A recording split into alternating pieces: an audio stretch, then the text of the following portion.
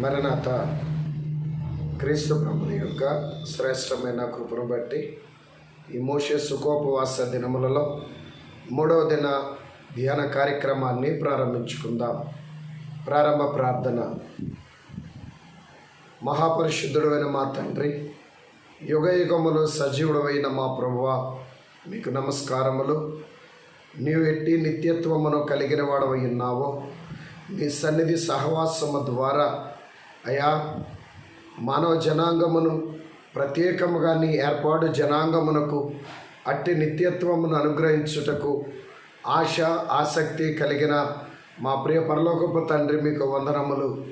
నిజమే నాయన, మేము నీ జనాంగమై ఉన్నాము కనుక అయ్యా నీ యొక్క వరములు, నీ యొక్క ప్రభావము, నీ మహిమ, నీ నిత్యత్వము, నీ స్వరూపమును మాకు అనుగ్రహించుటకు ఇట్టి ధ్యాన దినములను మా తండ్రి గారి ద్వారా మాకు వరముగా దయచేసిన నీ కృప కొరకై మంగళ స్తోత్రములు.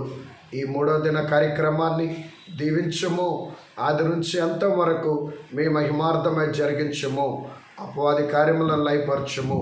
అయ్యా ఏకీభవించిన నీ బిడలందరినీ కూడా నూరంతల ఆశీర్వాదముతో మీరు అలంకరించి నాయన ఏకీభవించని బిడలను నీ పరిశుద్ధాత్మతో అభిషేకము ద్వారా వెలిగించము, వారి జ్ఞానమును వెలిగించము, మనస్సాక్షిని వెలిగించము, అయ్యా బుద్ధిని వెలిగించము. మరి ముఖ్యంగా మా తండ్రి అయ్యా ఇది వాక్యము ద్వారా ప్రతి ఒక్కరికి శక్తిని, స్థిరత్వమును, సత్తువను మీరు అనుగ్రహించి మహిమ పొందమని యేసుక్రీస్తు నామమున ప్రార్థించి వేడుకొనుచున్నాము తండ్రి, ఆమేన్. తెలుగు క్రైస్తవ కీర్తన పుస్తకంలో నుంచి 8వ పాట పాడుకుందాం. దేవ యెహోవా స్తుతి పాత్రుడు అనే పాటను 8వ పాటను పాడుకుందాము. దేవ యెహోవా స్తుతి పాత్రుండ పరిశుద్ధాలయ పరమ నివాస, దేవ యెహోవా బలమును కీర్తియు శక్తి ప్రసిద్ధత సర్వము నీవే, సకల ప్రాణులు స్తుతి చెల్లించగ, సకల ప్రాణులు స్తుతి చెల్లించగ, సర్వదా నిన్ను స్తుతులనరించగనున్నా, సర్వదా నిన్ను స్తుతులనరించగనున్నా. దేవ యెహోవా నీదు పరాక్రమ కార్యములన్నీయు నిరతము నీవే, నీదు ప్రభావ మహాత్మ్యములన్నీయు, నీదు ప్రభావ మహాత్మ్యములన్నీయు నిత్యము పొగడగా నిరతము స్తోత్రములే, నిత్యము పొగడగా నిరతము స్తోత్రములే. దేవ యెహోవా స్వరమండల సితారలతోను బోరల ధ్వనితో తంబురలతో నాట్యములాడుచు, తంబురలతో నాట్యములాడుచు నిన్ను స్తుతించుచు స్తోత్రము చేసెదము, నిన్ను స్తుతించుచు స్తోత్రము చేసెదము. దేవ యెహోవా తంతి వాద్య పిల్లన గ్రోవి బ్రోగెడు తాళము గంభీర ధ్వని గల తాళములతో, గంభీర ధ్వని గల తాళములతో గనుడగు దేవుని కీర్తించను రారే, గనుడగు దేవుని కీర్తించను రారే. దేవ యెహోవా స్తుతి పాత్రుండ పరిశుద్ధాలయ పరమ నివాస, దేవ యెహోవా. అలాగే 76వ పాటలో తెలుగు క్రైస్తవ కీర్తనలో నుంచి 76వ పాటలో కొన్ని వచనాలు పాడుకుందాము.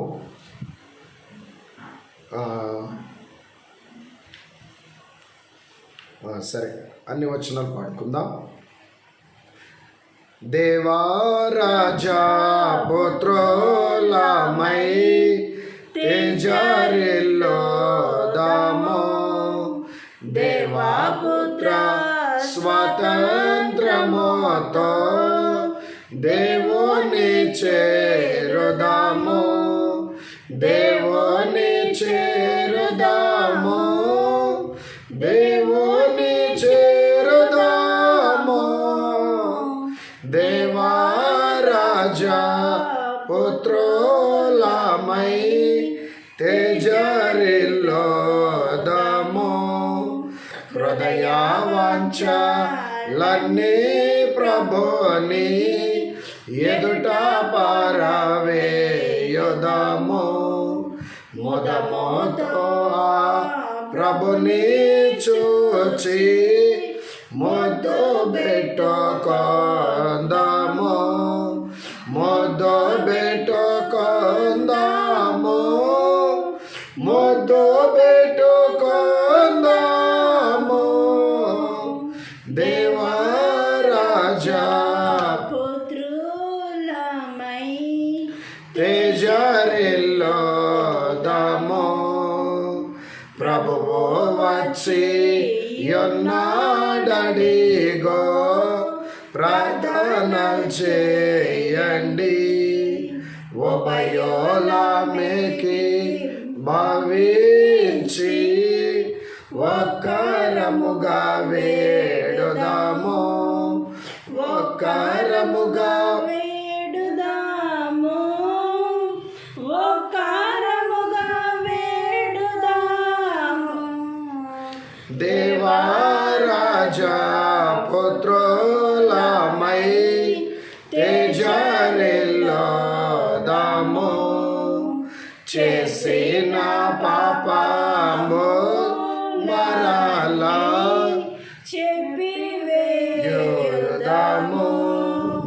దోషములు క్షమించు మనోచు దోషిలోకి వేడుదాము, దోషిలోకి వేడుదాము, దోషిలోకి వేడుదాము.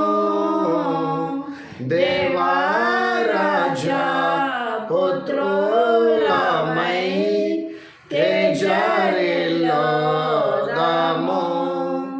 కన్నీళ్లతో కఠిన మనస్సు కరిగించుకొందాము. అన్ని పాపములను విడిచి ఆత్మను పొందుదాము, ఆత్మను పొందుదాము, ఆత్మను పొందుదాము. దేవరాజా పుత్రులమై తేజరిల్లోదాము. చేసిన పాపము మరలా చేయక నిల్చుదాము. యేసు ప్రభుని అడిగి బలము ఎప్పుడోనో పొందుదాము, ఎప్పుడోనో పొందుదాము, ఎప్పుడోనో పొందుదాము. దేవారాజా పుత్రులమై తేజరిల్లోదాము. యేసు ప్రభువు నిన్ను చూచి రమ్మనుచున్నాడు. నీవు రాక వెనుక తిరిగి చూచుచున్నావు, చూచుచున్నావు, చూచుచున్నావు. దేవారాజా పుత్రులమై తేజరిల్లోదాము. 6వ వచనం మళ్ళా పాడుకుందాం, 6వ వచనం మళ్ళా పాడుకుందాం. యేసు ప్రభువు నిన్ను చూచి రమ్మనుచున్నాడు.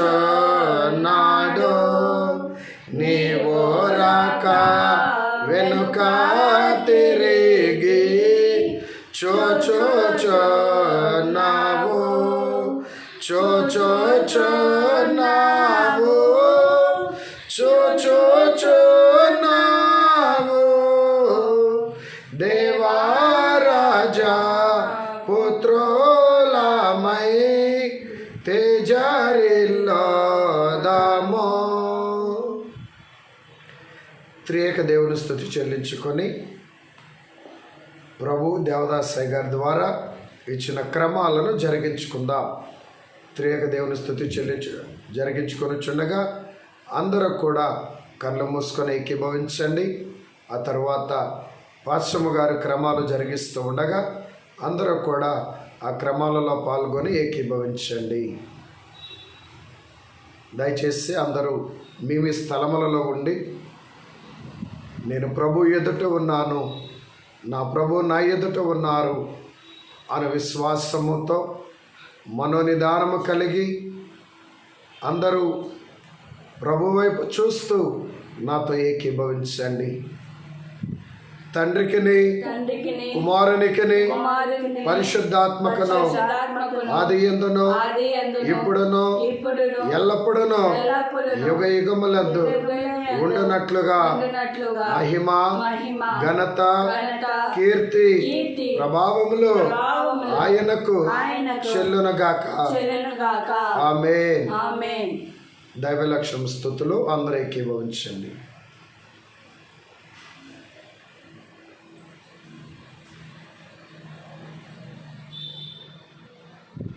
దైవ లక్షణముల స్థుతులు జరిగించుకుందాము. ప్రేమమై ఉన్న తండ్రి, నీవు ముగ్గురుగా త్రిత్వముగా బయలుపడకపోయినా మేము నిన్ను ప్రేమించుట ఉండదు. నీ ప్రేమ సృష్టి అంతటిలోను కనబడుచున్నది. మేము మా పిల్లలను ప్రేమించుట కన్నా నీవు మమ్మను ప్రేమించుటయే ఎక్కువై ఉన్నది. మమ్మను కలుగ చేసిన నీవు మమ్మను ప్రేమించక ఇంకేమి చేయదువు. గనుక నీ ప్రేమను బట్టి మానవునికి కావలసినవన్నీ ఆలోచించి చేసినావు. ఆ నీ ప్రేమను బట్టి సహించుచు శిక్షించుచు క్షమించుచున్నావు.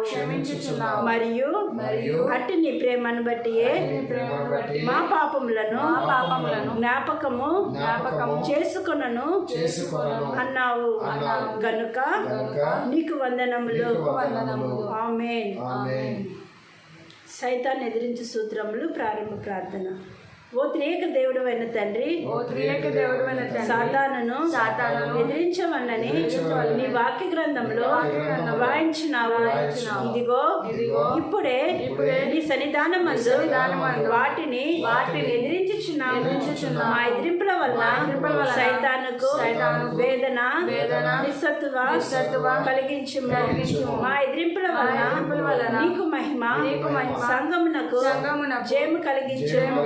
దయగల తండ్రి, సర్వశక్తి గల తండ్రి, మేము సాతానును ఎదిరించుటకు నీ సర్వశక్తిలో నుండి మాకు శక్తిని దయచేయము.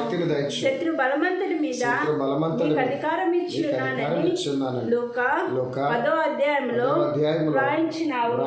కాబట్టి మా తండ్రి ఆ అధికారమును మేము వాడుకునే కృప దయచేయమని ప్రభునామంలో వేడుకొంచున్నాము. సర్వలోకమును సృష్టించిన సృష్టికర్త అయిన తండ్రి యొక్క నామంలో సర్వలోకమును రక్షించిన రక్షణకర్త అయిన యేసు ప్రభు యొక్క నామములో సర్వలోకమును ఆదరించుచు ఆయతపరచుచున్న పరిశుద్ధాత్మ తండ్రి యొక్క నామములో త్రియేక దేవుని నామములో గాలిలోకంలో బంధకంలో ఉన్న ఓ సాతానను చెల్లారా, దురాత్మల సమూహములారా, దెయ్యములారా, భూతములారా, పిశాచములారా, మేము మిమ్ములను ఎదిరించుచు గద్దించుచున్నాము. గనుక మా ఎదిరింపులు గద్దింపులు జాగ్రత్తగా ఆలకించమని త్రియేక దేవుని నామంలో మీకు ఆజ్ఞాపించుచున్నాము. ఓ దేవా, మేము రక్షింపబడినాము. సాతాను రక్షింపబడలేదు. రక్షింపబడిన వారికి ఎక్కువ బలమా, రక్షింపబడని వారికి ఎక్కువ బలమా. గనుక వాడి మాటలు బలము లేని బలములేనివని మేము ఎదిరించుటకు మాకు సాహసము దయచేయము. ఆమేన్. ఆమేన్. సాతాను సర్వకార్యములను శ్రమలతో కూడిన చావు నీకు, నరులను బాధించినప్పుడల్లా వ్రాతలో పడిన శిక్షలు భయపడు నీకు, యూఫ్రటీస్ నది వద్ద నమోతాల కలిగిన దుర్గతి కలుగు నీకు, విజ్ఞప్తి పత్రిక వెల్లడించక ముందే కపము భీతియు కలుగు నీకు, హేడెస్సన్ మాట తలనొప్పి హింస నీకు, హర్మగెద్దోను యుద్ధము హడల నీకు, కడకలు కరిగిపోయే ముట్టి కాయ నీకు, అగ్నిగుండం అనంత నిరాశ నీకు. సమర్పణ ప్రార్థనలు స్తుతులు చెల్లించుకుందాము. నీ దానముల మూలముగాను నీ సహింపు మూలముగాను నీ నడిపింపు మూలముగాను మా కష్టములు నివారణ చేయు నీ క్రియల మూలముగాను నీవు మాకు చేయు ఉపకారముల మూలముగాను నాకు నీవు చూపుచున్న ప్రేమను తలంచుకొని నేను స్తుతించుచున్నాను. గాని నా స్తుతి ఈ ప్రేమ ఎదుట ఏమాత్రము నా అంతరంగమందున్న కృతజ్ఞత నీ అనంత ప్రేమ ఎదుట ఏమాత్రము నేను ఏ పనియు ముట్టుకొనక స్తుతి మాత్రమే చేసినను, అది సహితము నీ కనికరం ఎదుట మిక్కిలి స్వల్పమై ఉండును. ఆ స్వల్ప స్తుతులను కూడా నీవు హస్తార్పణముగా అందుకొనుచున్నావు కనుక నీకు వందనములు. నీవు నన్ను నేటి వరకు కాపాడుచు నడిపించుచు వృద్ధిలోనికి తీసుకొని వచ్చుచున్న నీ శక్తిని తలంచుకొని స్తుతించుచు ఇక ముందు నాకు కూడా నా విషయంలో ఇంటి కార్యములు చేయుచుందువని నమ్ముచు నేను స్తుతించుచున్నాను. నా జీవితాంతమందు నిశ్చయముగా నన్ను పరలోకమునకు చేర్చుకుందువని నిరీక్షించుచున్నాను. నీకనేక వందనములు.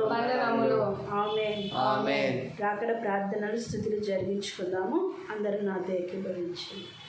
ఆ అబ్బాయి పలాని ఓడకు వచ్చుచున్నానని రాసెను. ఆ ఇంటి వారు కాకినాడకు ఓడలో వచ్చుచున్న అబ్బాయిని కలుసుకుంటకు వెళ్ళిరి. ఓడ వచ్చినది కానీ ఆ అబ్బాయి ఎందుకో ఆ ఓడ మీద రాలేదు. ఆ ఇంటి వారు ఆ ఓడను చూచి అబ్బాయి రానందున తిరిగి ఇంటికి వెళ్ళిపోయిరి. అయితే ఆ అబ్బాయి రెండవ ఓడ మీద దిగినాడు. తన ఇంటి వారెవరును తనను కలుసుకున్నటకు రానందున తిరిగి వెనుకకు వెళ్ళిపోయినాడు. అలాగే యేసు ప్రభు రాకడ ఆలస్యమైనందున అనేకులు వెనుకకు వెళ్ళిపోవుదురు. ఆ అబ్బాయి రెండో ఓడకు వచ్చినట్లుగా ప్రభు కూడా వచ్చి సిద్ధపడి ఉన్న వారిని తనతో కూడా పైకి తీసుకొని వెళ్ళును. కనుక ఆయన రాకడ ఆలస్యమైనందున ఆగిపోక ఆయనతో వెళ్ళుటకు సిద్ధము చేయమని వేడుకొనవలెను. ఓ ప్రభువా, నీరు అక్కడ ఆలస్యమైనను మేము వెనుకకు తిరిగిపోయి వారిలో చేరకుండా ఎల్లప్పుడూ సిద్ధపడి ఉండు కృప దయచేయుదువని నమ్ముచు నీకు స్తోత్రములు చెల్లించుచున్నాము. ఆమేన్. నేనిక సిద్ధముగా లేనని తెలిసినది నిరుకు గానం పరిశుద్ధాత్మయే నన్ను కడకు సిద్ధము చేసి కొనును. కడకు సిద్ధము చేసి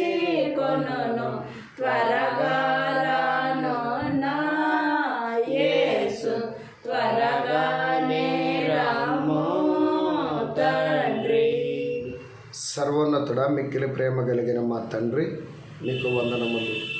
ఇంతవరకు మాకు తోడుగా ఉన్న దేవా, ఈ దినమును కూడా నీ వాక్యమును ధ్యానము చేసుకొనబోచుండగా నాయనా, మీరు దిగివచ్చి మోషే గారితో మాట్లాడారు. మోషే గారి ద్వారా ఇశ్రాయేలీయులతో మాట్లాడారు. అలాగే నీ పరిశుద్ధాత్మ ద్వారా మాతో మాట్లాడుము.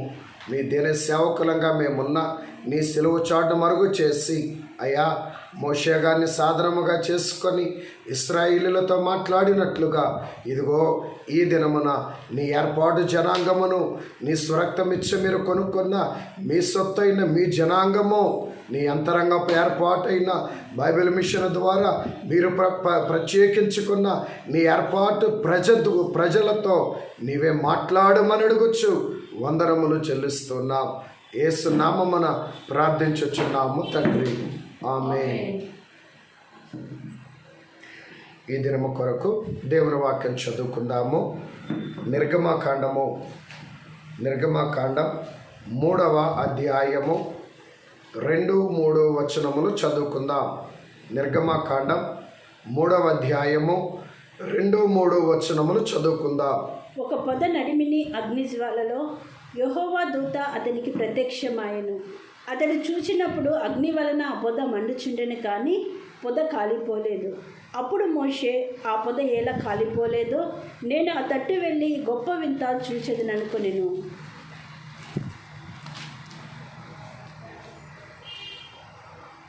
మన రక్షకుడు, మన విమోచనకర్త అయ్యున్న క్రీస్తు ప్రభు నామములో ఈ 3వ దిన కార్యక్రమం ఏకీభవించిన మీ ఎల్లరకు కృపా సమాధానములు శుభములు మెండుగా త్రిత్వ దేవుడు అనుగ్రహించును గాక.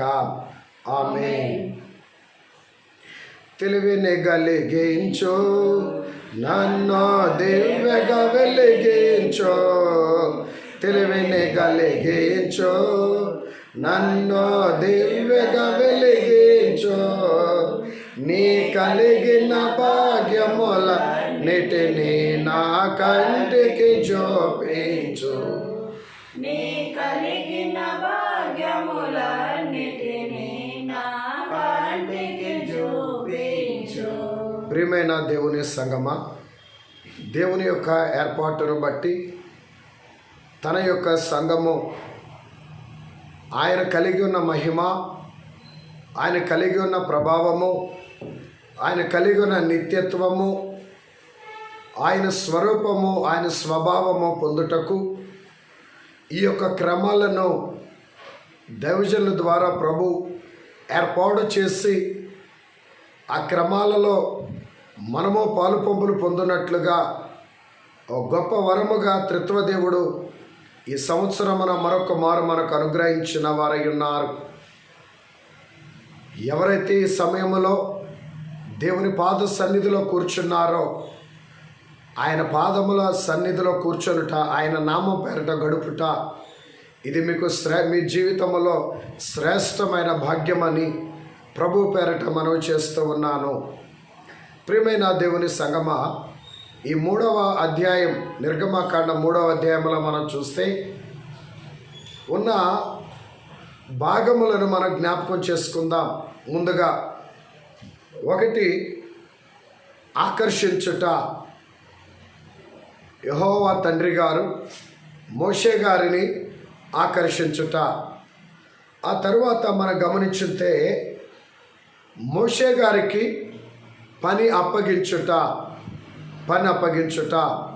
నిర్గమకాండం 3వ అధ్యాయం 10వ వచనములో పని అప్పగించుట. అలాగే 3వదిగా చూస్తే తోడుగా ఉంటానని వాగ్దానము చేయుట. పిలిచిన ఆయనే, పని అప్పగించిన ఆయనే తోడుగా ఉంటానని వాగ్దానము చేస్తున్నారు. 3వ పాయింట్ 3వ అధ్యాయం 12వ వచనం. అలాగే 4వదిగా చూస్తే దేవాది దేవుడు తన నామమును ప్రకటించుట. దేవాది దేవుడు తన నామమును ప్రకటించుట.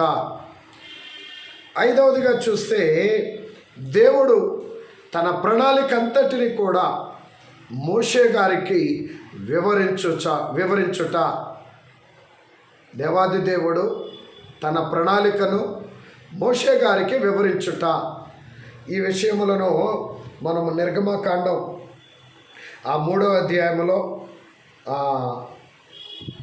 17వ వచనము నుంచి 22 వరకు ఆ వచనాలన్నింటిలో కూడా దేవుడు తన ప్రణాళిక అంతటిని, తను చేయబో దానిని మోషే గారికి అంతటిని కూడా వివరిస్తూ ఉన్నారు. ఈ యొక్క 5 భాగాలు ఈ 3వ అధ్యాయంలో మనం గమనించుకోవచ్చు. అయితే ఈ దినమున ప్రాముఖ్యంగా దేవుడు మోషే గారిని ఆకర్షించుట. మరి మొదలు చదువుకున్న 3వ అధ్యాయం 2-3 వచనములలో మరి దేవాది దేవుడు అనగా యెహోవా దూత ఒక పొద నడిమిని అగ్ని జ్వాలలోనికి దిగొచ్చినప్పుడు ఆ పొద మండుచున్నది కానీ కాలిపోవడంలా. ఆ పొద మండుతుంది కానీ కాలిపోవటంలా. మనకైతే ఏదైనా ఒక చెట్లు కానీ, ఒక పొద కానీ, ఒక అడవి కానీ కాలిపోయినప్పుడు అవన్నీ కాలిపోయి తర్వాత బూడిదగా మారిపోతాయి. కానీ ఇక్కడ వింత లేదా ఒక అద్భుతం ఏంటంటే అది కాలిపోతుంది కానీ మండుతుంది కానీ కాలి బూడిదైపోవటంలా. ఆ వింత, ఆ ఆశ్చర్యకరమైన సందర్భాన్ని చూసినప్పుడు మోషే గారు ఆ స్థితికి ఆకర్షితుడయ్యాడు. ప్రియమైన దేవుని బిడ్డలారా, ఈ వింతైన సంఘటన ద్వారా దేవాది దేవుడు మోషే గారిని ఆకర్షిస్తున్నట్లుగా మనం చూస్తూ ఉన్నాం.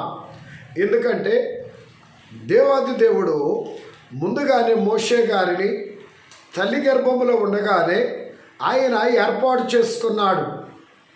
చేసుకున్నాడు. గనుక మోషే గారు ఐగుప్తు దేశంలో 40 సంవత్సరాలు ఫరో కుమార్తె యొక్క కుమారుడిగా పెరిగినప్పటికీ కూడా ఆయన దేవుని జనాంగము కొరకైన రోషము కలిగిన వాడై ఉన్నాడు.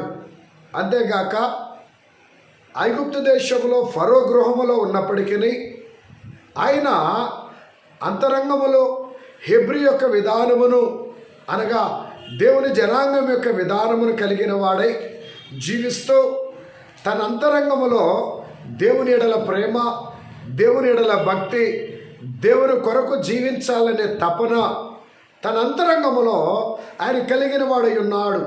గనుకనే ఐగుప్తీయుడు హెబ్రీయుడిని బాధ పెట్టొచ్చు ఉన్నప్పుడు ఆ ఐగుప్తీయుడిని ఆయన చంపివేసి ఇసుకలో పాతిపెట్టి వేశాడంటే దేవుని ఎడల, దేవుని జనాంగం ఎడల ఆయన ఎంత రోషము కలిగిన వాడై ఉన్నాడో అని మనం గమనించవచ్చు. గనుక ఆయన ఐగుప్తులో ఉన్నప్పటికీ అన్య దేశంలో ఉన్న, అన్యుని గృహములో ఉన్న దేవుని యొక్క జనాంగముగా, దేవుని కొరకైన జనాంగముగా ఆయన ఎదిగిన వాడై ఉన్నాడు. ప్రియమైన దేవుని బిడ్డలారా, మరి అక్కడి నుంచి ఆ విషయం ఎప్పుడైతే బయటపడిందో ఆయన పారిపోయి వచ్చి మిద్యాను దేశములో ఇత్రో అని ఆయన యొక్క మందను మేపుచ్చు ఉంటూ ఉండగా మరి దేవుడు మోషే గారిని ఆకర్షిస్తూ ఉన్నాడు. ఇప్పుడు ఆకర్షిస్తూ ఉన్నాడు అని ఆలోచన చేస్తే ఎలా ఆకర్షించాడు, ఎందుకు ఆకర్షించాడు అనే దాని దగ్గరికి వెళ్ళబోయే ముందు ఎప్పుడు ఆకర్షించాడు అనేది ముందు మనం ధ్యానం చేసుకుందాం. ఎప్పుడు, ఎలా, ఎందుకు, ఎప్పుడు ఆకర్షించాడు, ఎలా ఆకర్షించాడు, ఎందుకు ఆకర్షించాడు అనే విషయాలను మనం ధ్యానం చేసుకుందాం. ఎప్పుడు అంటే మోషే గారు రోజు కూడా ఆ మామగారైన ఇత్రో గారి యొక్క మందను మేపుచ్చు ఉన్నాడు. అరణ్యానికి తోలుకొని వెళ్ళి ఈ 3వ అధ్యాయం 1వ వచనంలో ఉంటుంది. ఆ అరణ్యాన్ని తోడుకొని వెళ్ళి ఆ మందను చక్కగా మేపుకొని వస్తూ ఉన్నాడు. ఆ మందను కాస్తూ ఉన్నాడు. అలాగున ఆ మందను మేపుకుంటూ తన భార్యను, తన బిడ్డలను చూసుకుంటూ అలాగున గడుపుతూ 40 సంవత్సరాలు ఆ యిత్రో గారికి అల్లుడుగా మంద కాపరిగా అక్కడ ఉండిపోయాడు మోషే గారు. ప్రియమైన దేవుని బిడ్డలారా, దేవుడు ఎప్పుడు ఆకర్షించాడంటే 3వ అధ్యాయం మొదటి వచనములో మోషే మిద్యాను యాజకుడైన యిత్రో అను తన మామ మందను మేపుచు ఆ మందను అరణ్యం అవతలకు తోలుకొని దేవుని పర్వతమైన హోరేబుకు వచ్చెను. ఆ మందను అరణ్యము అవతలకు తోలుకొని అరణ్యము అవతలకు తోలుకొని దేవుని పర్వతమైన హోరేబునకు వచ్చారట. అరణ్యము అవతలకి. ఈ 40 సంవత్సరాలు కూడా అరణ్యములోనే మేపుతూ ఉన్నాడు, జాగ్రత్తగా కాపాడుతున్నాడు. అరణ్యములో ఉండే క్రూర మృగాలు, పశువులు, ఆ విషపురుగులు, సర్పాలు, అరణ్యములో ఉండే భయానకమైన జంతువులన్నిటి నుంచి కూడా తన మందను ఈ అరణ్యములో 40 సంవత్సరాలు ఆయన చక్కగా కాపాడుతున్నాడు. అయితే ఎప్పుడైతే దేవుని యొక్క ఏర్పాటు సమయము అనేది వచ్చిందో, ఎందుకంటే దేవుని దగ్గర ప్రతిదానికి ఒక సమయం ఉంటుంది. ఆయన సమయాన్ని బట్టే ఏదైనా చేస్తారు. సమయానికి ముందు కానీ సమయం తర్వాత కానీ చెయ్యరు. మరియమ్మ గారు కానా వివాహములు ద్రాక్షారసం అయిపోయినప్పుడు, అయ్యా ద్రాక్షారసం అయిపోయిందని యేసయ్యతో చెప్పగా, అమ్మా నా సమయం ఇంకా రాలేదన్నారు. ఆయన సమయం వచ్చినప్పుడు గొప్ప అద్భుతం, నీటిని ద్రాక్షరసంగా మార్చడం మనం చూస్తున్నాం. ప్రభు దగ్గర ప్రతి దానికో సమయం ఉంటుంది. ప్రతి ప్రార్థన నెరవేర్పుకో సమయం ఉంటుంది. ప్రతి కార్యానికో సమయం ఉంటుంది. స్వస్థత ఇవ్వడానికో సమయము, విడుదల ఇవ్వడానికో సమయం ఉంటుంది. అయితే ఎవరమైనా సరే ఆ సమయం వచ్చేంత వరకు విశ్వాసం తగ్గకుండా నిరీక్షించవలసిన వారమై ఉన్నాము. గనుక ఈ 40 సంవత్సరాలు పూర్తయింది. ఈ 40 సంవత్సరాలు ఆయన మందను అరణ్యానికి తొనుకొని వెళుతూ అరణ్యములో ఉండి ఆ భయానకమైన పరిస్థితులు, క్రూర మృగాలు అన్నింటినీ మందను చక్కగా కాపాడుతూ, మేపుతూ, మందను వృద్ధి చేస్తూ నడిపిస్తూ ఉన్నాడు. ఎప్పుడైతే ఆ అరణ్యము అవతలకి ఆయన దాటుకొని వెళ్ళాడో, అరణ్యం అవతల ఏముందయ్యా అంటే దేవుని పర్వతం, దేవుని సన్నిధి, దేవుని ఏర్పాటు స్థలం అనబడి హోరేబు అనబడేటువంటి దేవుని యొక్క సన్నిధి కలిగిన పర్వతం ఉన్నది. గనుక అరణ్యము దాటి ఎప్పుడైతే ఆయన ఆ దేవుని సన్నిధి కలిగిన స్థలములోనికి అడుగుపెట్టాడో గనుక ఈ రోజున ప్రేమ దేవుని బిడ్డలారా, అరణ్యము అనగా ఇక్కడ లోకమునకు సాదృశ్యం. అరణ్యం అనేది లోకమునకు సాదృశ్యం. లోకములో నుంచి మనము బయటికి రావాలి. అలాగే మనలో ఉన్న లోకాశలు బయటకు పోవాలా. ఎప్పుడైతే మనం లోకం నుంచి బయటకు వస్తామో అప్పుడు దేవుడు మనలను కూడా పట్టుకొని మనలను ఆకర్షించేటువంటి వాడై ఉన్నాడు. మనం లోకంలోంచి బయటికి రావాలి. లోకం నుంచి బయటకు వచ్చి దేవుని సన్నిధిలోనికి, దేవుని ఆలయములోనికి, దేవుని సంఘములోనికి, దేవుని ఆరాధించే అంతస్తులోనికి నువ్వు ఎప్పుడైతే వస్తావో అప్పుడు దేవుడు మనల్ని పట్టుకొని మనల్ని అభిషేకించి మనల్ని బలపరుస్తారండి. మనం లోకంలో నుంచి బయటికి రానంత వరకు కూడా దేవుడు మనల్ని దర్శించడు, దేవుడు మనల్ని విడిపించడు, దేవుడు మనతో మాట్లాడడు. గనుక మనకి లోకంలోంచి మనం బయటికి రావాలి. అలాగే మరి ముఖ్యంగా మనలో ఉన్న లోకం బయటికి వెళ్ళిపోవాలా. అనగా లోకాశలు మనలో నుంచి బయటికి వెళ్ళాలి. అప్పుడు దేవుడు మనల్ని దర్శించడం మొదలు పెడతాడు. ఎప్పుడైతే అరణ్యములో దాటి బయటకు వచ్చాడో దేవుడు దర్శించడం మొదలుపెట్టాడు. కాబట్టి రోజున ఎప్పుడు దేవుడు ఆకర్షించాడు అంటే ఆయన అరణ్యము దాటి బయటకు వచ్చినప్పుడు, లోకమైన అరణ్యము దాటి బయటకు వచ్చినప్పుడు. వాక్యం వింటున్న ప్రియ దేవుని విశ్వాసి, మనం లోక సంబంధమైన స్నేహాలు, లోక సంబంధమైన సంబంధాలు, లోక సంబంధమైన అలవాట్లు, లోక సంబంధమైన ప్రతి దుస్థితి నుంచి మనం బయటకు రావాలి. అదే సమయంలో మనలో ఉన్న లోకము, లోకాశలు అన్నీ బయటికి వెళ్ళిపోవాలా. గలతీ పత్రికలో ఉన్న శరీర కార్యములని బయటికి వెళ్ళిపోయినప్పుడు ఖచ్చితంగా దేవుడు మనల్ని దర్శిస్తాడు. అయ్యా, దేవుడు మాకు కనబడతలేదు, మాట్లాడతలేదు, దేవుడు మమ్మల్ని విడిపించట్లేదు, ఈ శోధన నుంచి దేవుడు మమ్మలను బయటికి రప్పించట్లేదు అంటే ఎందుకు రప్పించట్లేదు? ఈ శ్రమలో నుంచి, అనారోగ్య దుస్థితిలోంచి ఎందుకు బయటికి రప్పించట్లేదంటే నీవు లోకంలోంచి బయటికి రావడంలా, మన లోక సంబంధమైన దుస్థితిలోంచి బయటికి రానంత వరకు శ్రమలో నుంచి బయటికి రాలేవు, శోధనలోంచి బయటికి రాలేవు. కనుక దేవుడు మనల్ని దీవించాలయ్యా అంటే లోకములో, ఆ లోకమైన అరణ్యములో నుంచి బయటికి రావాలి. ఎప్పుడు దర్శించాడు అనే దానికి, ఎప్పుడు ఆకర్షించాడనే దానికి ఇదే నిదర్శనము. లోకమైన అరణ్యములో నుంచి మనం బయటకు వచ్చామా? ఇంకా లోకంలో ఉన్నామా? లోకస్తులతో ఉన్నామా? లోకం అనేది మనలో ఉన్నదా? లోక సంబంధమైన ప్రతిదీ కూడా పాపమే. లోక సంబంధమైన ప్రతిదీ పాపమే. నీవు లోకస్తులతో ఉంటే పాపంలో ఉన్నట్టే, లోకం నీలో ఉంటే పాపం మనలో ఉన్నట్టే. ఆ రెండు మనలో ఉన్నప్పుడు శ్రమలో, కష్టాలు, శోధనలోంచి దేవుడు మనల్ని విడిపించడం. ఈ యొక్క సంగతి ఓ విశ్వాసి మనం గమనించాలి. రెండవది ఎలా ఆకర్షించాడంటే ఆయన దిగి వచ్చాడు ఒక పొద నడిమిలోనికి.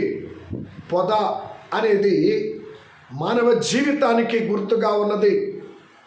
పొద అనేది పొదలోని యొక్క ఆ చెట్లు, కొమ్మలు, ముళ్ళ కప్పలు ఎలాగనైతే చిందరవందరగా ఉంటుందో అనేక రకములైన శ్రమలతో, శోధనలతో, వేదనలతో, రోగములతో, ఆర్థిక ఇబ్బందులతో గందరగోళముగా ఉన్న మానవ జీవితానికి ఈ పొద సాదృశ్యముగా ఉన్నది. మానవ జీవితానికి ఈ పొద సాదృశ్యముగా ఉన్నది. ప్రియమైన దేవుని బిడ్డలారా, ఎప్పుడైతే ఈ పొదలోనికి త్రియేక దేవుడు తన ఆత్మ ద్వారా మనలోనికి దిగి వస్తాడో అనేకమైన గందరగోళములు, సమస్యలు, శోధనలతో సమాధానం లేని, సంతోషం లేని, గలిబిలి కలిగిన హృదయము, గలిబిలి కలిగిన కుటుంబ పరిస్థితులతో మనం ఉన్నామో ప్రియ విశ్వాసి, అట్టి మన జీవితంలోనికి, మన గృహంలోనికి ఎప్పుడైతే ఆత్మ తండ్రి త్రియేక దేవుడు పరిశుద్ధాత్మగా మనలోనికి దిగి వచ్చిన ఆయన మన జీవితంలో ఉన్న పాపమనే దుస్థితిని తన ప్రభావముతో కాల్చివేసి మనల్ని శుద్ధి చేస్తారు. అందుకే ప్రతి క్రైస్తవ విశ్వాసి పరిశుద్ధాత్మ అభిషేకమును పొందుకొనుట చాలా ప్రాముఖ్యము అన్న సంగతి గమనించండి. సరే, మంచిది. అయితే ఆ పొద నడిమిలోనికి దిగి వచ్చినప్పుడు అంతవరకు చాలా జాగ్రత్తగా గమనించాలి. మానవ జ్ఞానానికి తెలిసిన సంగతి ఏమిటి అంటే, మానవ జ్ఞానానికి మనందరూ తెలిసిన సంగతి ఏంటంటే, భయంకరమైన అగ్ని ఎంత అగ్ని వస్తే ప్రతి చెట్టు కాలిపోతుంది. ఎంత చిన్నదైన, పెద్దదైన, పచ్చిగా ఉండదైనా, పచ్చగా ఉండదైనా కాలిపోతుంది ఆ తీవ్రమైన అగ్నికి. అయితే ఇక్కడ ఈ పొద మండుచున్నది కానీ కాలిపోవడంలా అది మానవ జ్ఞానానికి మించిన సంఘటన. ఏంటిది? మండుతున్నప్పుడు కాలిపోవాలి కదా, బూడిదైపోవాలి కదా. ఏంటిది బూడిదైపోవట్లేదు, కాలిపోవట్లేదు, మంట అయితే మండుచున్నది ఏంటి అని? అది మానవ జ్ఞానానికి మించినది. మోషే గారు అప్పటికే ఆ 80 సంవత్సరాల జీవితంలో అటువంటి వింతైన అనుభవం ఆయన ఎప్పుడూ ఎదుర్కోలా. దేవుని యొక్క కార్యములు, దేవుని యొక్క ఆలోచనలు మానవ జ్ఞానానికి అందవు, కంటికి కనబడవు, చెవికి వినబడవు. అగోచరమైనటువంటి ఆ ఆశ్చర్యకరమైన ఆ సందర్భం. ప్రియ దేవుని బిడ్డలారా, ఈ రోజున మన జీవితంలో కూడా మోషే గారి దేవుడు ఎలాగని ఆకర్షించాడో మనలను కూడా ఒక్కొక్కరిని ఒక్కొక్క రకంగా ఆయన సన్నిధిలోనికి, ఆయన మార్గంలోనికి మనల్ని ఆకర్షించుకుంటాడండి. ఆయన ఆకర్షించుకుంటాడు. మనం పాపస్థితిలో ఉన్నా, అన్యస్థితిలో ఉన్నా, క్రీస్తులోనికైనా, మరి ముఖ్యంగా ఆయన బయలుపరిచిన బైబిల్ విషయంలోనికైనా దేవుడు మనల్ని ఆకర్షిస్తే తప్ప లేకపోతే ఎవరో రాలేరండి. నువ్వు క్రీస్తు మార్గంలోనికి రావాలన్నా, మరి ముఖ్యంగా ఆయన అంతరంగంగా ఏర్పాటైన బైబిల్ విషయంలో ఉండాలన్నా దేవుని ఏర్పాటును బట్టి ఈ రోజున నువ్వు బైబిల్ మిషన్లోనికి వచ్చావన్నా, బైబిల్ మిషన్ నీ దగ్గరకు వచ్చిందన్నా అది దేవుని యొక్క ఏర్పాటు అండి. అది దేవుని యొక్క అంతరంగ ఏర్పాటు. ఆయన ప్రణాళికను బట్టి నిన్ను బైబిల్ మిషన్లో తీసుకొస్తున్నాడు, లేదా నీ దగ్గరికైనా బైబిల్ మిషన్లో తీసుకొస్తున్నాడంటే అది దేవుని ఏర్పాటు. దేవుని ఏర్పాటు ఎందుకయ్యా అంటే అది దేవదాసయ్య గారు ఏర్పాటు చేసేది కాదండి, దేవుడే స్వయముగా బయలుపరిచేది. కాబట్టి నీవు బైబిల్ మిషన్లోనికి తీసుకొని రాబడిన, ప్రభు ద్వారా నీవు ఆకర్షింపబడిన, లేదా బైబిల్ మిషన్ నీ దగ్గరకు వచ్చిన ధన్యులమే. ఏది జరిగినా అది ధన్యులము. మరి ముఖ్యంగా దేవుని ఏర్పాటు, అది దేవుని ఏర్పాటు. అయితే అర్థం చేసుకుంటే ఆశీర్వాదముతో పాటు ఆధిక్యతలు పొందుకుంటాం. ఈ సంగతి అర్థం చేసుకుంటే ఆశీర్వాదముతో పాటు ఆధిక్యతలు పొందుకుంటాం. అపార్థం చేసుకున్న, అనుమానించిన, నిర్లక్ష్యము చేసిన, దగ్గరకు వచ్చిన దేవుని ఏర్పాటుని పోగొట్టుకున్న వారమవుతాం. ఇది నిజమో కాదో కావాలంటే ప్రభువుని అడిగి తెలుసుకోవచ్చు. కాబట్టి ప్రియమైనటువంటి దేవుని సంగమా, ఇక్కడ మోషే గారిని ఈ వింతైన అనుభవం ద్వారా ఆయన ఆకర్షిస్తూ ఉన్నాడు.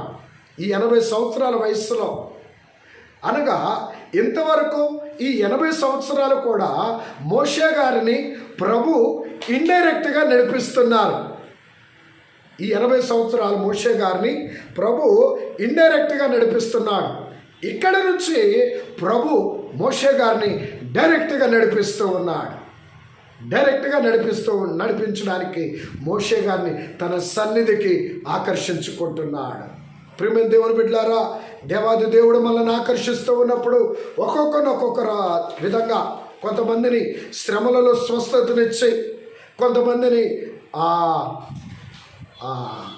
శ్రమలలో విడుదలనిచ్చి, కొంతమంది రోగాలలో స్వస్థతనిచ్చి, కొంతమంది జీవితంలో అద్భుత కార్యములు జరిగించి, కొంతమందిని అలాగే బలమైన బోధల ద్వారా ఆకర్షించి, కొంతమందిని స్వయముగా ఆయనే దర్శించి మాట్లాడి, కొంతమందిని కళల ద్వారా ఆయన దర్శించి, ఇలాగున ఒక్కొక్కరిని ఒక్కొక్క విధముగా ఆయన ఆకర్షిస్తూ ఉన్నాడు.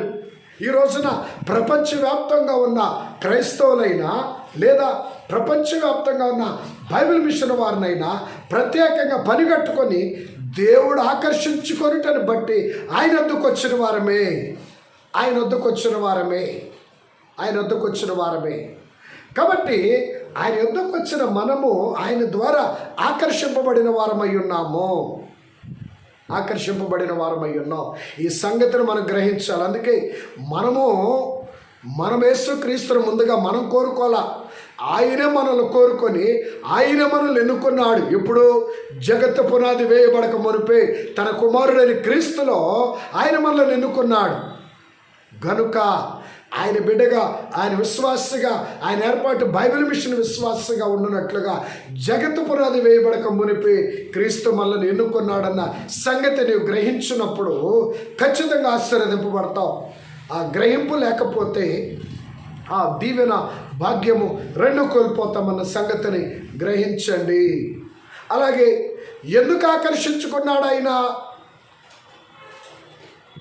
మోషే గారిని ఎందుకు ఆకర్షించుకున్నాడు అంటే, ఒకటి ఆయన పని అప్పగించడానికి. ఎందుకు ఆకర్షించుకున్నాడంటే ఆయన పని అప్పగించడానికి. ఏంటి ఆయన పని? నిర్గమకాండం 3:10 కాగా రమ్ము, నిన్ను ఫరో యొద్దకు పంపెదను, ఇశ్రాయేలీలైన నా ప్రజలను నీవు ఐగుప్తులో నుండి తోడుకొని పోవలనెను. అందుకు మోషే, చాలు, ఇశ్రాయేలీలైన తన ప్రజలను ఐగుప్తులోంచి తోడుకొని పాలుతేళ్లు ప్రవించు దేశమునకు, కనాను దేశమునకు నడిపించడాన్ని నువ్వు తోడుకొని పోవలెను అని చెప్పి ఆ పని కొరకు దేవుడు మోషే గారిని ఆకర్షించాడండి. ఆ పని కొరకు తన ప్రజలను బయటికి నడిపించాలి, కనాను దేశానికి నడిపించాలి, అలాగే ఆ ధర్మశాస్త్రాన్ని అందుకోవాలి, ప్రజలకు ధర్మశాస్త్రాన్ని బోధించాలి, ప్రత్యక్ష గుడార నిర్మాణం, అలాగే ఐగుప్తు దేశంలో బలమైన అద్భుతములు చేయాలి. ఈ పనులన్నిటి కొరకు దేవుడు మోషే గారిని ఆకర్షించుకున్నాడు. ప్రియ దేవుని బిడ్డలారా, ఆయన ఏర్పాట్లోనికి దేవుడు ఎవరినైనా ఆకర్షించుకున్నాడంటే ఎవరినైనా ఒట్టిగానే ఆకర్షించడు. ఈ రోజున నిన్నైనా నన్నైనా మనందరినీ లోకములో పాపములో అన్య స్థితిలో ఉన్న మనలను ఆయన ఆకర్షించుకున్నాడయ్యా అంటే ఊరికినే ఆకర్షించలా. దేవుని ఏర్పాట్లో ఆయన ఎవరిని కూడా పనికిరాని వారిగా ఉంచరు. ప్రతి ఒక్కరి ద్వారా ఆయన పని చేయించుకోగలిగిన సమర్థుడు. పని చేయించుకునేవాడైనా, దీవించేవాడైనా, అభిషేకించేవాడైనా, ఆధిక్యతనిచ్చేవాడైనా, అలాగే ఆరోహణ భాగ్యం ఇచ్చేవాడైనా. కాబట్టి ప్రియ దేవుని సంగమా, ఈ రోజున మోషే గారిని ఎందుకు ఆకర్షించుకున్నాడంటే ఆయన పని జరిగించుకోవడానికి ఆ పనికి పిలుచుకున్నవాడు ఆయనే, ఆ పనికి తగిన విధంగా సిద్ధపరుచుకున్నవాడు ఆయనే, అందుకొరకు కావలసిన అధికారం ఇచ్చినవాడు ఆయనే, అందుకు కావలసిన అభిషేకం ఇచ్చినవాడు ఆయనే, అందుకు కావలసిన బలమనిచ్చినవాడు ఆయనే. కాబట్టి ప్రియమైన దేవుని బిడ్డలారా, ఎందుకు ఆకర్షించుకున్నాడంటే తన పని కొరకు ఆయన ఆకర్షించుకున్నప్పుడు మనం నిలబడితే చాలండి. మనం నిలబడితే చాలు. మనల్ని ఎలా వాడుకోవాలో ఆయనకి బాగా తెలుసు.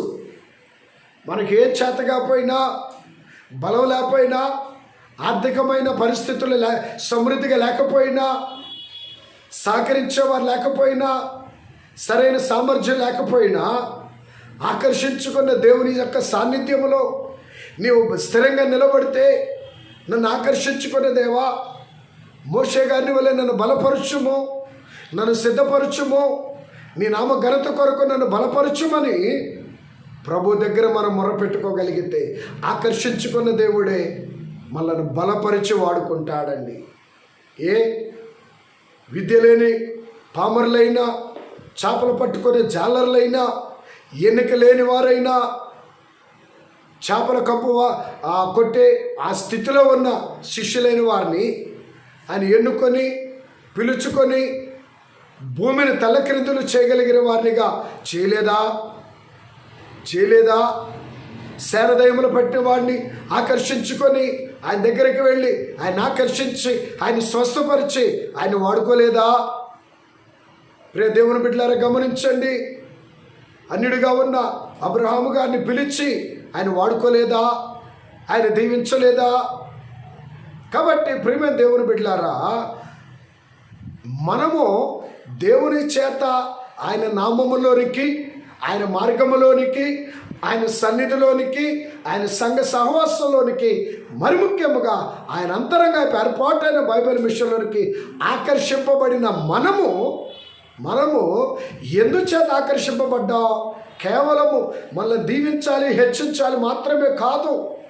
మనల్ని ఆకర్షించిన ఆయన నీవు ఆయనకు అప్పగించుకోగలిగితే దేవునికి మహిమకరంగా, అనేకులకు రక్షణకరముగా, అనేకులకు దీవెనకరముగా ఆయన మనలను వాడుకుంటాడండి. ఆయన మనలను వాడుకుంటాడు, మనల్ని ఆశీర్వదిస్తాడు. అంతేగాక ఆకర్షించుకున్న ఆయన పని కొరకు వాడుకోవడానికి ఆకర్షించుకున్నాడు. ఎందుకు ఆకర్షించుకున్నాడంటే ఆయన పని కొరకు తన జనాంగాన్ని బయటికి నడిపించడానికి, ఆయన చేతిలో పనిముట్టుగా వాడబడటానికి మోషే గారిని ఆకర్షించుకున్నాడు. గొప్ప సంగతి ఏంటంటే ఆకర్షించుకున్న ఆయనే మోషే గారికి తోడుగా ఉంటానని వాగ్దానం చేస్తూ ఉన్నాడు. నేను నీకు తోడుగా ఉంటాను. నువ్వు పనులన్నిటికీ నువ్వు వెళ్ళే స్థలములలో, నువ్వు మాట్లాడేటప్పుడు, నువ్వు పనిచేసేటప్పుడు, బోధించేటప్పుడు, నువ్వు ఎక్కడికి వెళ్ళి ఎవరి దగ్గరికి వెళ్ళినా నేను నీకు తోడుగా ఉంటానన్నాడు. సృష్టికర్త అని దేవుడు తోడుగా ఉంటానన్ను వాగ్దానము చేస్తున్నాడు. నిజమే కదా? వాగ్దానం చేస్తారు ఆయన, నిన్ను విడవను, నిన్ను ఎడబాయను అంటున్నాడు. నేను తోడుగా ఉంటానని వాగ్దానము చేస్తున్నాడు. వాగ్దానము చేస్తున్న ఆయనే తన ప్రణాళిక అంతా కూడా ఆయన బయలుపరుస్తున్నాడు. ముందుగా మోషే గారికి ముందుగానే దేవుని యొక్క ప్రణాళిక అంతా కూడా వివరిస్తూ ఉన్నాడు. నిజమే, ఎందుకంటే దేవుడు తన భక్తులైన తన సేవకులైన ప్రవక్తలకు చెప్పకుండా ఆయన ఏది చేయడండి. అందుకని అబ్రహాముకి దగ్గర అంటారు కదా, సొదొమ గొమొర్రా పట్టణాల విషయంలో, వాటిని నాశనం చేసే విషయంలో దేవుడు అబ్రహాముతో అంటారు ఏమని, నా సేవకుడైన అబ్రహాముకు చెప్పకుండా నేనేం దాచేదనా అని ప్రభు అంటారండి. ఆది కాండంలో మనం చదవగలిగితే, అప్పుడు ఆది కాండము 18వ అధ్యాయము 17. ఆది కాండం 18-17 వచనాలు ఒకసారి చూడండి. అప్పుడు యెహోవా, నేను చేయబో కార్యము అబ్రహామునకు దాచెదనా, నేను చేయబో కార్యమును అబ్రహామునకు దాచెదనా. అబ్రహాముని ఎన్నుకొని పిలుచుకున్నాడు గనక ఆయన చేయబోయే కార్యాన్ని అబ్రహాము చెప్పకుండా దాచేవాడు కాదు. ఆయన ఎప్పుడు కూడా దాచేవాడు కాదు. అందుకని ఇక్కడ మోషే గారికి కూడా ఆయన చేయబోయేదంతా కూడా ముందుగా చెప్తున్నాడు. అలాగే యాకోబు గారు కూడా తన అన్నను మోసగించి ఆశీర్వాదం తీసుకొని వెళ్ళేటప్పుడు ఆ బేతేల్ అనే స్థలంలో పడుకున్నప్పుడు అక్కడ ఆ దర్శనములో ఆ యాకోబు గారి పక్షంగా ఆయన చేయబోయేదంతా కూడా చెప్తున్నాడు. నేను నిన్ను మరలా తీసుకొస్తాను, నేను నీకు తోడై ఉంటాను అని అక్కడ యాకోబు గారితో కూడా చెప్తున్నాడు. అలాగే ఇక్కడ మోషే గారితో కూడా నువ్వు ఏమేం చేయాలో, నేనేమేం చేయబోతున్నానో అన్నీ కూడా మోషే గారితో తెలియజేస్తూ ఉన్నాడండి. అందుకని ప్రియమైన దేవుని బిడ్డలారా, ఆమోస్ గారు కూడా ఈ మాటను స్పష్టంగా రాస్తారు. ఆమోస్ గ్రంథములు 3వ అధ్యాయం 7వ వచనం ఒకసారి చూడగలిగితే,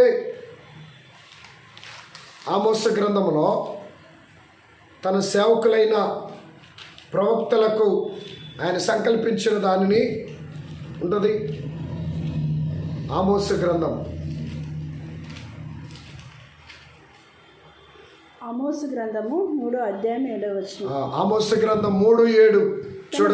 తన సేవకులైన ప్రవక్తలకు తాను సంకల్పించిన దానిని బయలుపరచకుండా ప్రభువైన యెహోవా ఏమీ చేయడైనా. అందుకే అబ్రహాము దగ్గర దాచుకొని అబ్రహాముతో మాట్లాడుతున్నాడు సొదొమ గొమొర్రా విషయం. అలాగే స్వప్నంలో కనబడి యాకోబు గారితో మాట్లాడుతున్నాడు. ఇక్కడ పొదనడిమలోనికి దిగవచ్చి మోషే గారితో మాట్లాడుతున్నాడు. ప్రియమైన దేవుని బిడ్డలారా, అలాగే శిష్యులైన వారు పిలుచుకొని నేను మిమ్మల్ని మనుషులను పట్టు జాలరులనుగా చేస్తానంటున్నాడు. కాబట్టి ఆయన సంకల్పించిన దాన్ని ఆయన తన ప్రవక్తలు, సేవకులైన ప్రవక్తలకు తెలియచేయకుండా ఏది చేయడు.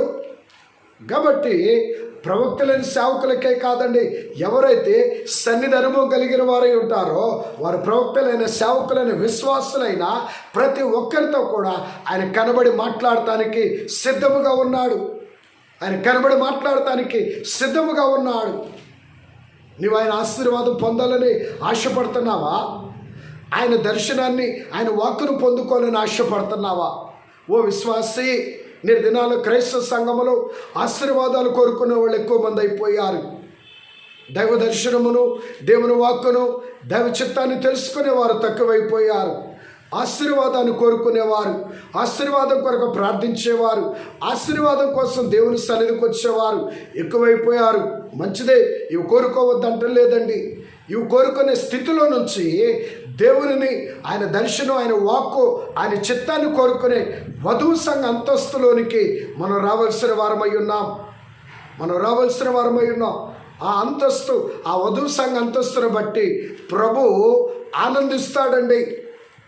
దేవుడిచ్చే ఆశీర్వాదాన్ని బట్టి సంఘము సంతోషిస్తే, మరలా చెప్తున్నాను, దేవుడిచ్చే ఆశీర్వాదాలు, దీవెన, స్వస్థతను బట్టి సంఘము సంతోషిస్తే, నువ్వు దేవుని దర్శనం, దేవుని వాక్కు, దైవ చిత్తాన్ని కోరుకుని ప్రభువా నీ పని నేను చేస్తానయ్యా అని దేవుని కొరకు ఎవరైతే నిలవబడతారో అట్టి వారిని బట్టి ప్రభు ఆనందిస్తారు. కాబట్టి ఓ సంగమా, ఓ విశ్వాసి, ఒకసారి ఆలోచించండి. ప్రభువుని బట్టి నీవు ఆనందిస్తున్నావా? ప్రభువుని బట్టి నువ్వు దీవించబడుతున్నావు. ప్రభువుని బట్టి మనం మేలు పొందుతున్నాం కదా. అదే సమయంలో మరి మనల్ని బట్టి ప్రభు ఆనందిస్తున్నారా? ఆయన ఆనందించగలిగిన విధంగా మనం ఆయన పని చేయగలుగుతున్నామా? అనేది మనం పరిశీలించుకోవాలి, మనం పరీక్షించుకోవాలి. ఎందుకంటే ఆయన మనల్ని ఆకర్షించుకుంటున్నది. ఎందుకయ్యా అంటే నేను లోకము నుంచి బయటకు తీసుకొచ్చింది, క్రీస్తులోనికి ఆయన చేర్చుకున్నది. అలాగే ఆయన మనల్ని ఆకర్షించుకోవడమే కాక అనేక రకమైన వింతైన, మన శక్తికి మించిన, మన జ్ఞానానికి మించిన అద్భుతాలు, ఆశ్చర్య కార్యాలు, స్వస్థతలు, దీవెనలు, మేళ్ళు ఇవన్నీ మన జీవితంలో జరిగిస్తున్నది ఆయన తన పాద సన్నిధికి మనల్ని ఆకర్షించుకోవడానికి. ఎందుకు ఆకర్షిస్తున్నాడయ్యా అంటే ఈ కార్యాలన్నిటి ద్వారా ఎందుకు ఆకర్షిస్తున్నాడంటే మనలను తన చేతుల పనిముట్లుగాను, తన మహిమను వెల్లడి చేయడానికి, తన శక్తిని వెల్లడి చేయడానికి, అనేకులకు ఆయన నామ కీర్తిని వెల్లడి చేయడానికి మనల్ని ఆకర్షించుకుంటున్నాడు. కాబట్టి దేవుని ద్వారా, త్రిత్వదేవుని ద్వారా, పరిశుద్ధాత్మ ద్వారా క్రీస్తులోనికి, ఆయన ఏర్పాటు బైబిల్ మిషన్లోనికి ఆకర్షింపబడిన ఓ విశ్వాసి ఒక్కసారి ఆలోచించండి. ఆకర్షింపబడిన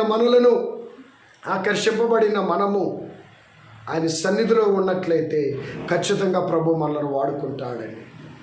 మోషే గారిని వాడుకున్నట్లు, అబ్రహాము గారిని వాడుకున్నట్లు, యాకోబు గారిని వాడుకున్నట్లు ఆయన మనలను కూడా వాడుకొని బలపరిచే దేవుడు, ఆయన చేతిలో పనిముట్టుగా దీవించే దేవుడు. నిజంగా ఆశీర్వాదాలు కలిగి ఉండడం కన్నా ఆయన చేతిలో పనిముట్టుగా వాడబడటం దేవుడిచ్చే ఒక ఆధిక్యత. చిన్న పనైనా పెద్ద పనైనా వాడబడటం అనేది ఆధిక్యత. అయితే ఆయన పనిలో వాడబడే ధన్యత ఎవరికి ఉంటుందయ్యా అంటే ఎవరినైతే క్రీస్తు నమ్ముతారో వారికే ఆయన పని అప్పగిస్తాడు.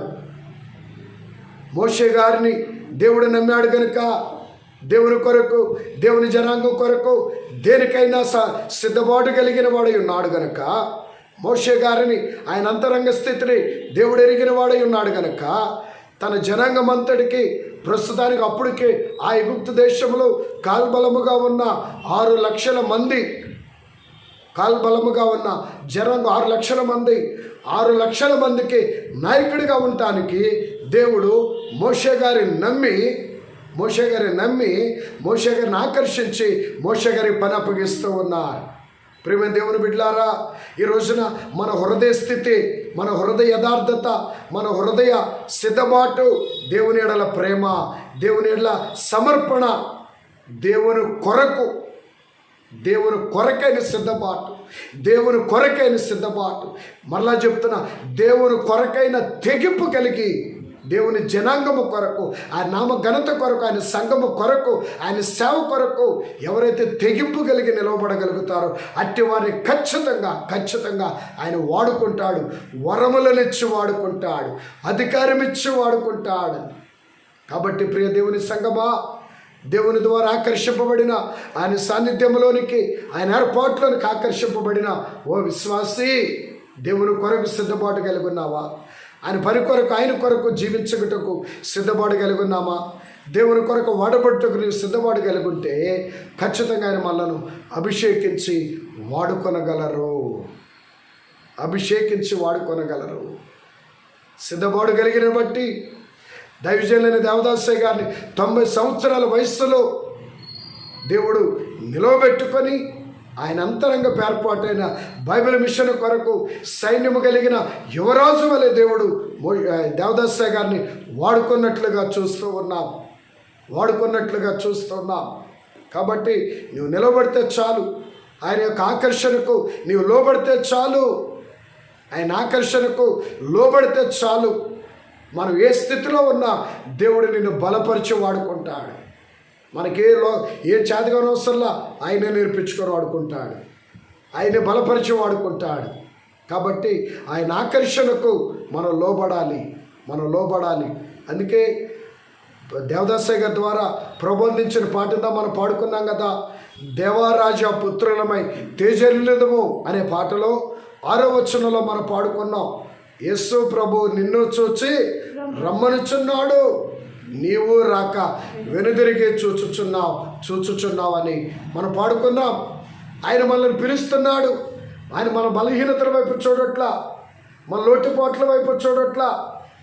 అందుకే మనోవిచారం అనే పాటలో ఇంకో చక్కటి వచనం కూడా రాశారు.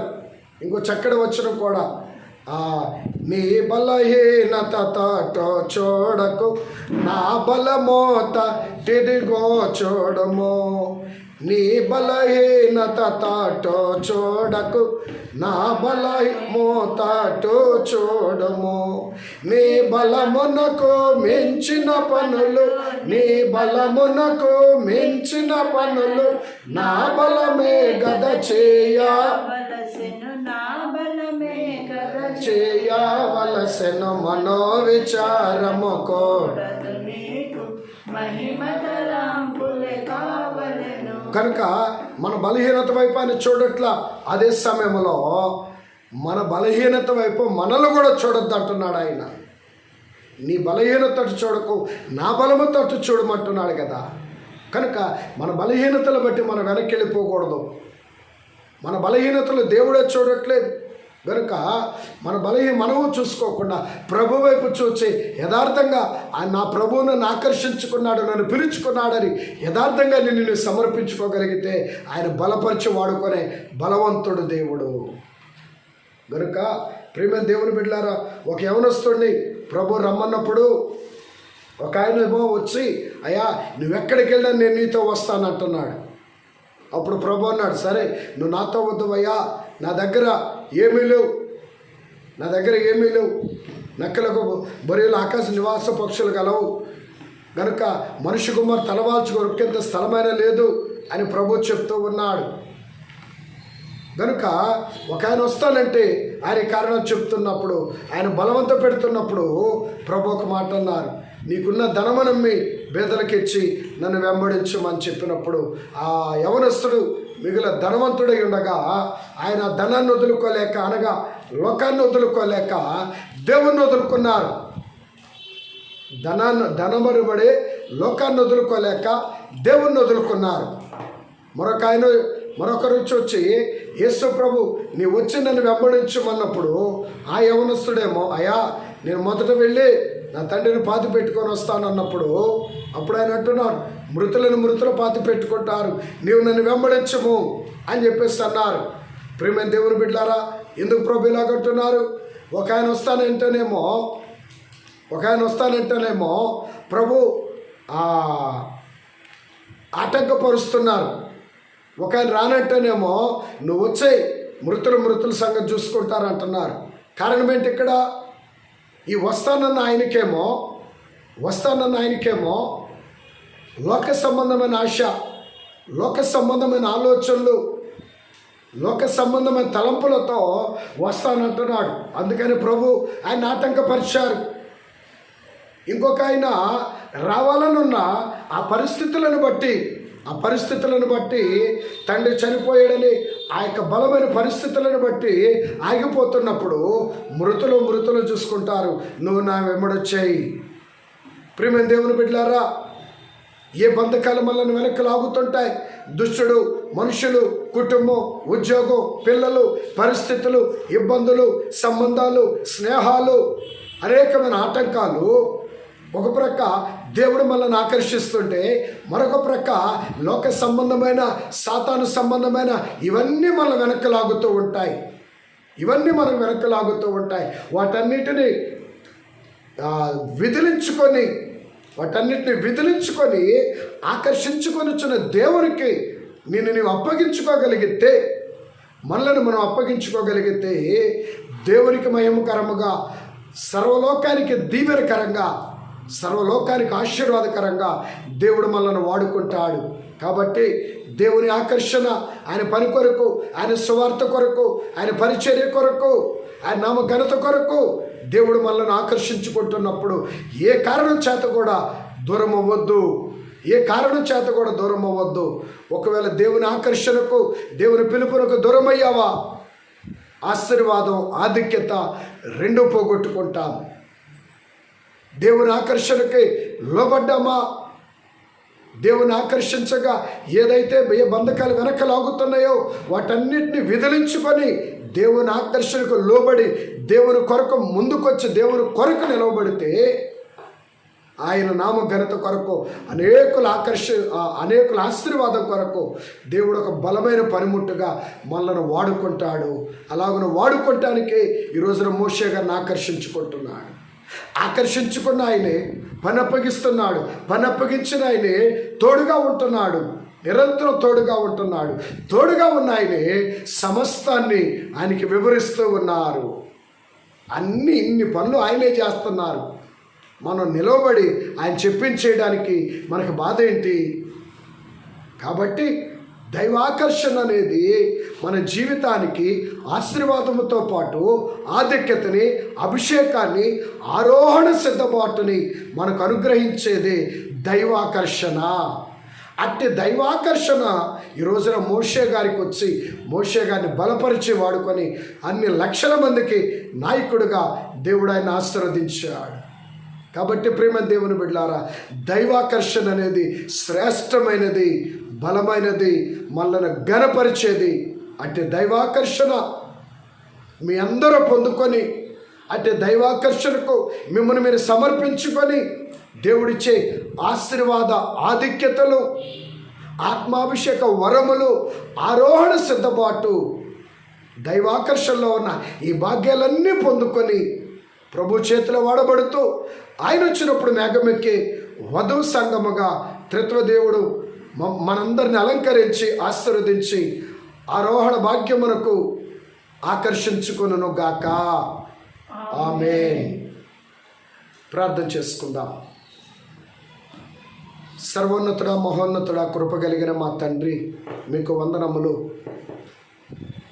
ఆ దినమున మోషే గారిని ఆకర్షించుకున్నట్లుగా ఈ దినమున నాయన నీవిచ్చిన బైబిల్ మిషన్ ద్వారా మీరు ఇచ్చిన ఈ మోక్షేసుకో ఉపవాసము ద్వారా మమ్మలను మీరు ఆకర్షించుకొనిచ్చిన విధానమును బట్టి కృతజ్ఞతాస్తుతులు నాయన. నీ మార్గంలోనికి, నీ నామములోనికి మమ్మల్ని ఆకర్షించుకొనిటే గాక. నీ అంతరంగ ఏర్పాటు ద్వారా ఈ ప్రత్యేకమైన మహిమ అనుభవ అంతస్తులోనికి, నీ సహవాస భాగ్య అంతస్తులోనికి మమ్మల్ని ప్రత్యేకముగా ఆకర్షించుకొనుచున్న కృపా సత్య సంపూర్ణుడా, నీ నామమునకు మంగళ స్తోత్రములు. ఇదిగో నాయనా, మోషే గారిని ఆకర్షించుకున్నట్లుగా మోషే గారి బలహీనత వైపు చూడక, మోషే గారి యొక్క ఏ విధమైన ఆ లోటుపాటు వైపు చూడక మోషే గారిని ఆకర్షించుకొని బలపరచుచు ఉన్న తండ్రి, నీ నామమును ప్రకటించుకొని నీ ప్రణాళిక ప్రకటించి ఇదిగో నీవే తోడుగా ఉంటూ నీవే పనప్పచెప్తూ ఇంతగా మోషే గారిని నమ్మి బలపరుస్తున్న దేవా, ఈ దినమున నాయన అయోగ్యులమైన మమ్ములను కూడా, లోకంలో ఉన్న మమ్ములను కూడా నీ నామములోనికి ఆకర్షించుకున్నావు దేవా. నీ కృపలోనికి ఆకర్షించుకున్నావు, నీ సన్నిధిలోనికి ఆకర్షించుకున్న నీవే అయ్యా. నీ యొక్క అంతరంగ ఏర్పాటు ద్వారా నీ ప్రత్యేకమైన ఆరోహణ సంఘ అంతస్తులోనికి ఆకర్షించుకున్న దేవా, నీకు వందనములు నాయనా. ఆకర్షించుకుని నీవే అయ్యా, ఈ దినవాక్యం ద్వారా నీ బిడలేని వారిని మీరు సిద్ధపరచము, వారికి బోధపరచము, వారి జ్ఞానములను వెలిగించము.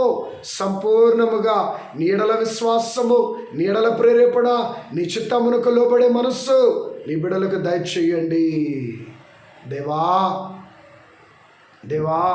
కనికరించండి నాయన. మరి ముఖ్యముగా ఆకర్షించుకున్న నీవే నీ ఆశీర్వాదం, ఆత్మ సహాయం ఇచ్చి బలపరచుము నాయన. మేమున బలహీనులమే, మమ్మను బలపరచండి తండ్రి, బలపరచండి నాయన. అయ్యా, ఏ బంధకాలతో మేము బంధింపబడి ఉన్నామో, ఏ కట్లతో కట్టబడిన వారముగా ఉన్నామో, ఏ శోధనలో ఉచ్చులో చిక్కుకొని ఉన్నామో దేవా, ఆ బంధకములన్నిటినీ నీ పరిశుద్ధాత్మ అగ్నితో కాల్చివేసి అయ్యా పరిశుద్ధాత్మ అగ్ని అయిన పరిశుద్ధాత్మ తండ్రి, మా బంధకములు లోక సంబంధమైన, పాప సంబంధమైన, కుటుంబపరమైన, ఉద్యోగపరమైన, వ్యాపారపరమైన, స్నేహపరమైన, లోక పరిచయాల సంబంధమైన ఏ ఆ బంధకాలన్నింటినీ కూడా తెగతెంపులు చేసి నీతో సత్సంబంధము కలిగిన వారమై, నీతో సత్సహవాసము కలిగిన వారమై అయ్యా నీ కృపలో వర్ధిల్లే భాగ్యము నీ బిడ్డలకు అనుగ్రహించమని ప్రార్థిస్తూ ఉన్నాము. స్తోత్రములు నాయన. మమ్మల్ని ఆకర్షించుకున్న నీవే నీ ఆశీర్వాదములతో అయ్యా నీ అభిషేకముతో నీ అధికారములతో మమ్మల్ని బలపరచండి. నిత్యము ఏ ఉద్దేశముతో మమ్మల్ని నీవు ఆకర్షించుకున్నావు ఆ ఉద్దేశమును తగిన విధముగా వాడబడే ధన్యత మా ఎల్లరికి అనుగ్రహించి మీరే మహిమ ఘనత కీర్తి ప్రభావములు పొందుకొని మనం అడుగుచ్చు యేసు క్రీస్తు పరిశుద్ధ నామమున ఈ మా విన్నపములను ఏకీభవించండి. బిడ్డలను దీవించండి, వారి ఉద్దేశములు సఫలపరచండి.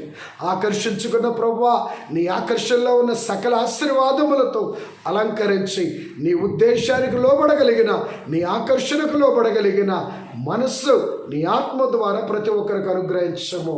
నీ ఆకర్షణలో ఉన్న దీవెనలు మహిమ భాగ్యములు నీ బిడ్డలకు అనుగ్రహించి మహిమ పొందమని యేసు క్రీస్తు నామమున ప్రార్థించి వేడుకొనుచున్నాము తండ్రి. ఆమేన్.